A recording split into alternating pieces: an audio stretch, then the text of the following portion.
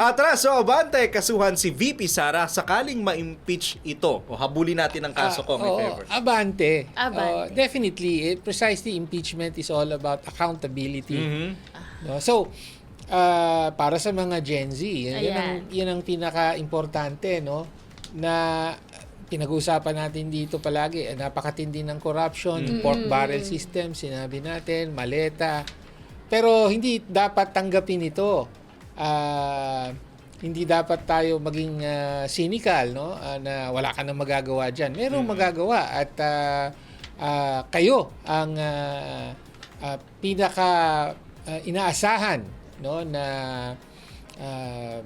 kumilos para magbago nito, no? Kaya ganun dapat, no, ang attitude natin. Hindi ka tanggap-tanggap at dapat baguhin natin ang sistemang ito tungo sa isang mas maganda at mas mahusay na sistema. Tama, kabataan ang pag-asa ng bayan. Yeah.